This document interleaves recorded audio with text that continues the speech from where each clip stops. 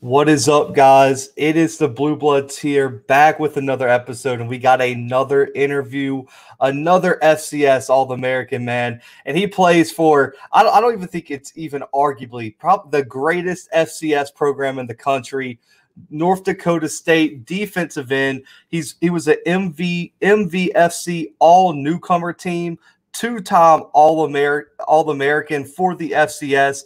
We got Spencer Waege here with us, man, and I appreciate you coming on the show. Yeah, thanks for having me. Absolutely, man. So you come out of high school and you're one of the best players in your state. You had a few offers from around the country, but looking back at your recruitment, which teams recruited you the hardest out of high school? Probably was NDSU for one. SDSU was another one. And UNI, those are probably the top three that recruited me the most. I like it, man. So every prospect has like different things they value in a program, different things they commit to programs for, etc. When you visited a school, when you talked to the coaches, what were the biggest things you looked for, in a school before making a decision? Well, for me, I mean, I was new to the whole recruiting process. I really didn't know how everything worked. It was new for me, new for my family. So when I was taking my visits to like NDSU and SDSU, I was just looking like, okay, how are these coaches? How do I get along with the coaches? The players I met, how did I like them, or how did they like me? How did I like them? Just kind of, when they'd sit down and like show us, clips of their defensive ends doing stuff like, okay, is this something like I see as a good fit for me? And, just trying to break it down that way. I like it. And so what ultimately made you decide to take your talents to North Dakota State other than, they won every championship for like this past like 2 decades, but what were the biggest factors in why you decided to take your talents there? Just the tradition that this program has. You knew that you were going to come here, get coached, get developed, and, really become a good football player. Absolutely. And so you did go through a coaching change at your time at North Dakota State. Chris Kleiman exits, you get a new coach. I mean, can you kind of go into how hard is a coaching change on the team? How hard was it on you personally? Yeah, it was. I mean, we were all really happy for Coach Kleiman when he was telling us about he got a job offer at Kansas State. And, we all understood what a huge opportunity that was for him, just from not many coaches can go from an FCS job to a Power 5 job like that. So, we were all excited. We were sad to see him go, but we were happy for him in the end. And we knew that whoever was going to come in as head coach after him was going to, pick up right where he left off. And I was thankful that my position coach stayed at NDSU and didn't leave to go to Kansas State with him. I like it, man. And so, this is all speculation. If your position coach would have left for Kansas State, would you have thought about transferring, or is North Dakota State where like you were like, regardless of who's my coach, I'm going to play for this program? I was pretty set in stone that I was going to stay no matter what. Because at the time that Kleiman left, I was either I think it was my redshirt freshman year, so it was really my first year playing, and so I was still just a young guy. Stuff like that really wasn't even going through my head. I like it, man. So looking back on your freshman year when you stepped onto campus for the first time to now, how has your game evolved since your freshman year until now, when you're going to be looked at as one of the leaders for this team? It's insane. We go back all the time, and our position coach will show clips of like me and some of the other older guys in the room to the young guys now, just so they can see what we looked like right away when we first got here. And we watch those clips, and it's just like, wow, we were so bad. We really thought that, we were good. Freshmen coming out of high school, really thought you were something. And then now you're looking back on it like, wow, we were not very good football players at the time. I like it, man. Hey, everyone's got to start somewhere. So, everybody, especially freshmen, go through really tough learning experiences, getting adjusted to college, being out on your own.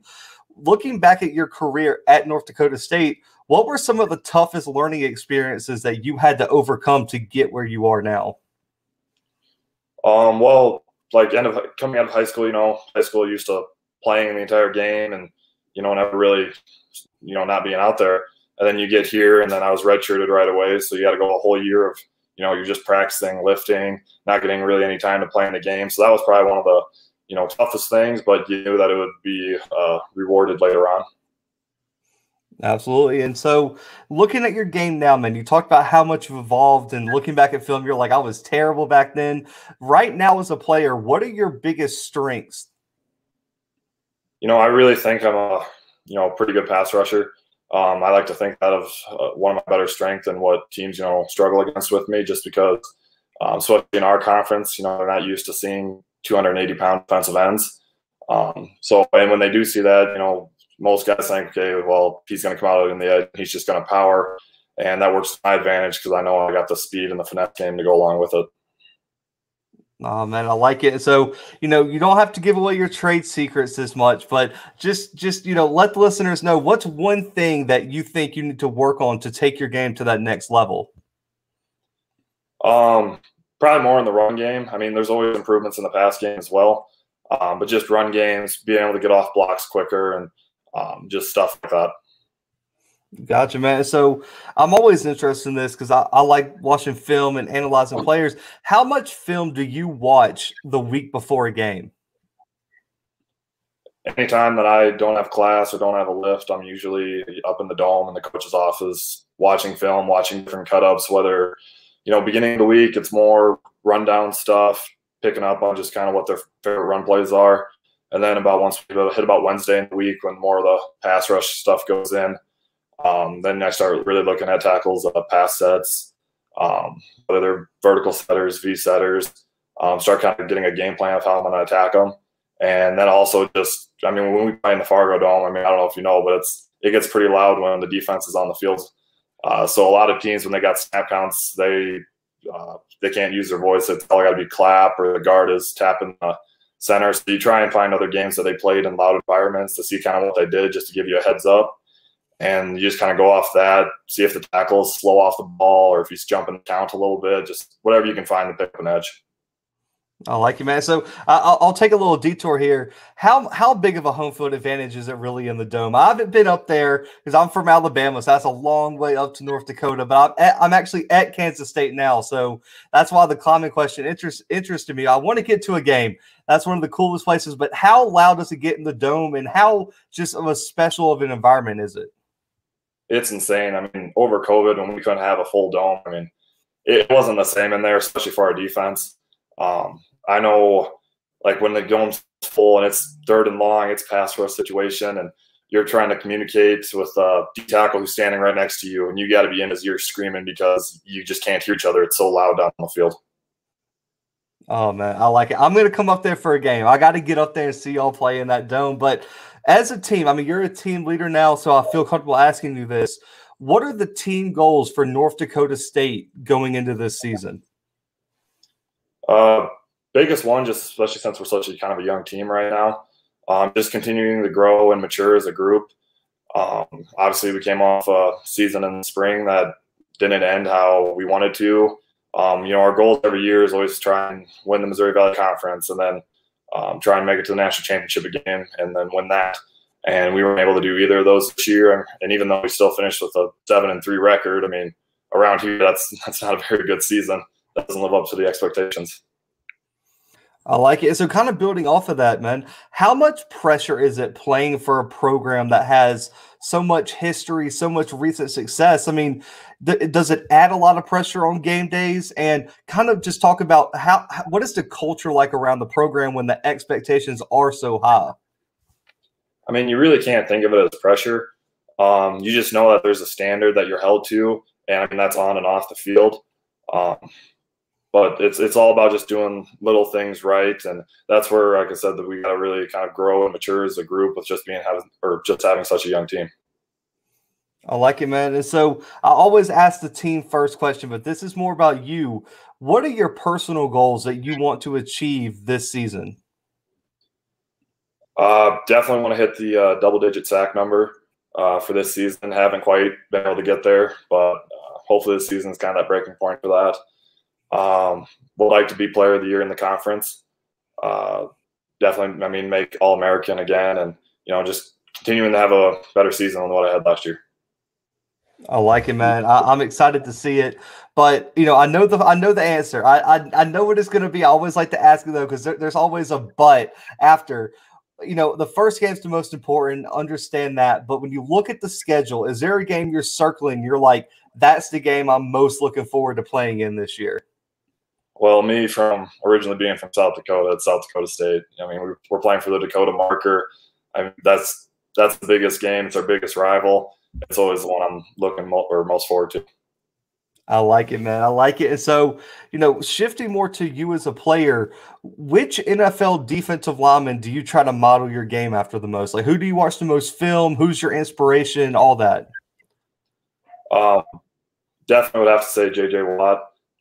Lately, I've been watching a lot of his brother TJ with just his pass rush, since he's being so dominant now in the league with that. I watch both of the Bosa brothers tape just because I feel like it's similar play style. And so, I mean, I watch those cut-ups all the time and just try and steal moves and whatever I can from them guys. I like it. And so that's perfect. So I'm glad you mentioned that. If you had if it's like 3rd and 15, you have to get to the quarterback. What's your go-to / favorite pass rush move? That's a tough question. Mainly it kind of depends what that tackle's been giving me. But if in an ideal world, it'd probably be just a simple stab slap. I had a lot of success with that in the spring, so that's kind of my go-to. I like it, man. I like it. I get a lot of spins and things like that. I kind of like to just keep it simple. You're like, just get your hands off me. I'm gonna get to your quarterback.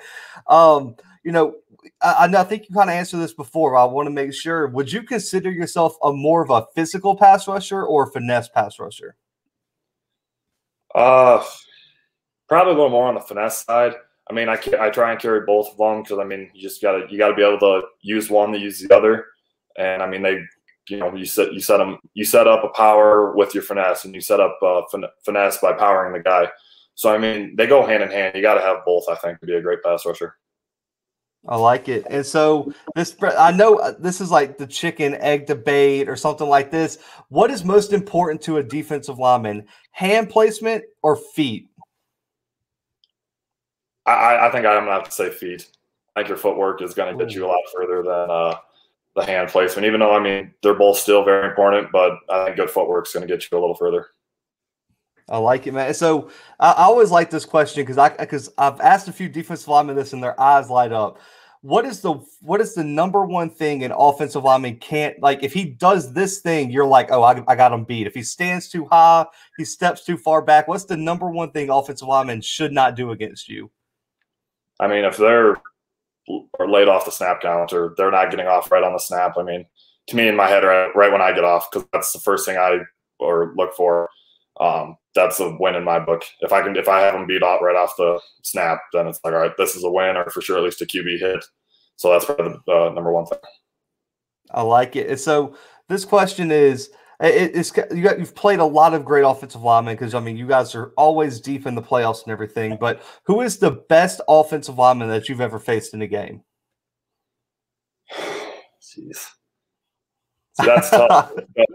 I always think some of the best linemen we go against are the guys we go against in practice because we have. Oh, you can say that too because on Radens, he was a 2nd round pick this year by the tight ends. I mean, we've got to go against him in practice for the longest time. So he was a good one. Our current offensive tackle right now, Cordell Volson. I mean, to me, that's the best offensive lineman in the FCS, no questions asked. And just being able to go against him every day. I mean, it creates a new challenge just because we all know each other so well. We know what we like to do, what we don't like to do. So, I mean, it really makes you work on your moves. I like it. So if you look back in your career, man, what is the biggest game that you've ever played in, and how nervous were you going into that game? You see, a lot of people probably would say, or probably would think I'd say one of our national championship games, but all-time favorite was the 2019 Dakota Marker game down in Brookings. They had college game day there. Just great. Stadium was packed, great atmosphere. And, like, I went to high school 40 minutes north of Brookings. So, I mean, all of my hometown basically goes to Brookings for school. So we run out on the field for warm-ups. Their student section is right behind where we're warming up. You know, they're yelling at us, saying everything under the sun. And I'm just saying, I'm laughing, I'm loving it. It's just, it's feeding our entire team. And then, of course, we won that game. I mean, we were tied late in the fourth quarter, and we go for it on 4th and 1, and our running back breaks a 71-yard touchdown to basically seal it for us. So that was probably definitely my favorite game. I love it, man. And so I saved this for last, man. I was doing research on you, and you have a pinned video on your Twitter, man. And I went through and did a bunch of research, and I ain't gonna lie, I shed a few tears. That video that you have on your Twitter, man, that if you don't watch that video and cry, I got questions about you as a human. But for those who don't know, man, don't follow you on Twitter, why does the name Evie mean so much to you, and how does she still motivate you today? I really appreciate you bringing that up. So Evie was my girlfriend through my senior year of high school and kind of into my first year up here. And I was actually going through my first spring ball up here, and ended up getting a phone call, later in the afternoon. Or actually, I got a text first from my mom saying, like, you need to call me. And, of course, me not thinking twice about it or anything. And then I call her back, like, hey, what's up? And, she gives me the news that she had been diagnosed with acute myeloid leukemia. So that was really tough. That really made the rest of that spring ball, rough to go through.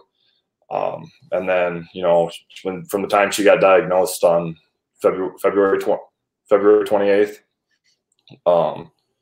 to the time she died on May 28th, I mean, it had just all happened so quickly. And, it made wanting to, because I went back home, right around the time of her death. And, it made wanting to come back and play hard, because you never had to deal with something like that before. And so, I mean, it made even going in that summer workout a struggle for a while. And, but, I try and honor every game. I wear the, my Superman shirt underneath my jersey that's got, a gold Superman logo on the front, because gold is her favorite color.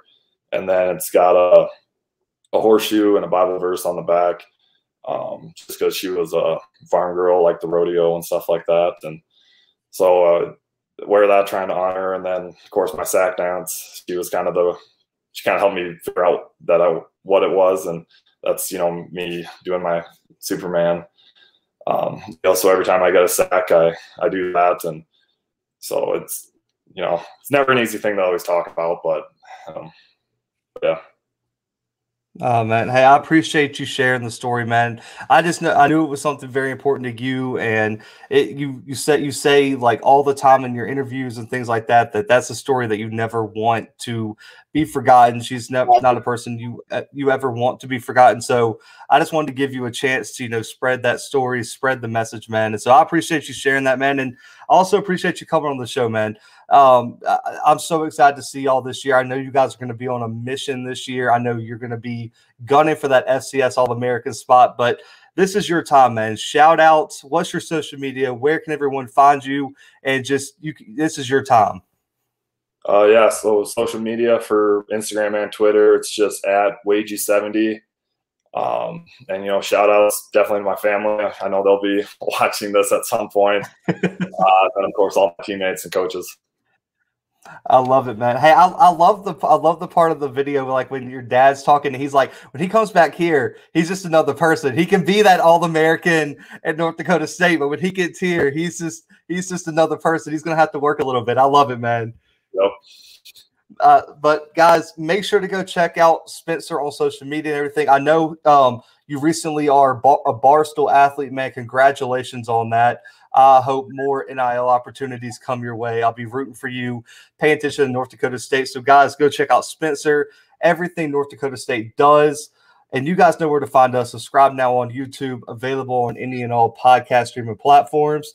But for Spencer, myself, and the Bluebloods, guys, we are out.